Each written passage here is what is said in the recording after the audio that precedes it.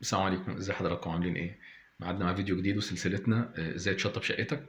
فيديو النهارده يا جماعه مهم جدا وبيغفل عنه ناس كتير قوي.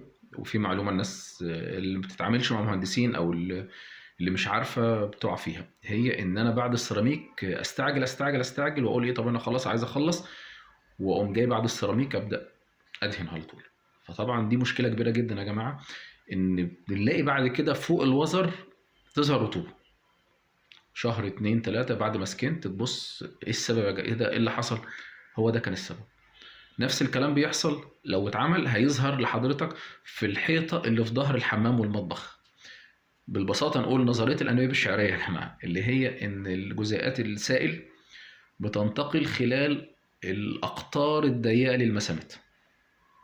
فبالتالي هتلاقي من عند المونة بتاعت الوزرة طلعت الميه بتاعتها، الميه بتاعت المونه بتبدا تطلع 20 سم ولا حاجه، تبص تلاقي الجزء ده كله عمل رطوبه. الرطوبه مشكله انها تتعالج، مش سهله. الحيطان بتاعت الحمام والمطبخ نفس الكلام، اوضه في ظهر حيطه، ريسبشن في ظهر مطبخ، تلاقي نفس الكلام، حصل نفس المشكله. فيا جماعه ما نستعجلش نسيب الشقه بعد المحاره او السيراميك، لازم تتساب تنشف اسبوع 10 ايام او حاجه لغايه ما نطمن تماما ان الموضوع ده خلاص نشف، نبدا براحتنا. طيب في مشكلة تانية الناس بتعملها وللأسف لا تمت للهندسة بصلة نهائي، عشان يبقى الكلام واضح. ايه هي الموضوع ده؟ ان في ناس بتيجي قبل السيراميك وتدي سكنتين ثلاثة معجون. طبعا ده شغل مقاولين يا جماعة، ملوش دعوة بالهندسة، ده اختراعات عشان ما حدش يقول لك. فتيجي نتكلم معاهم، يا جماعة اللي بيحصل ده غلط.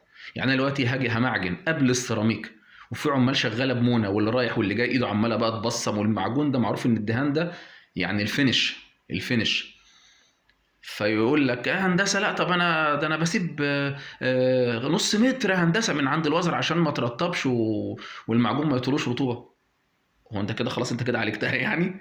ده انت كده طينتها لان ببساطه النص متر اللي انت سبته ده عامل 3 طبقات معجون اعلى من طبقه المحاره.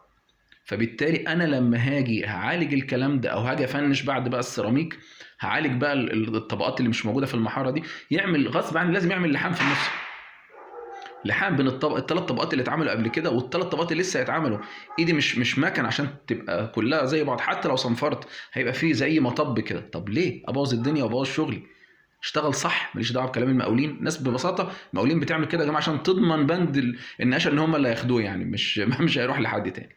فنرتب شغلنا صح، سيراميك سيب الشقه شويه وبعد كده اشتغل نقاش.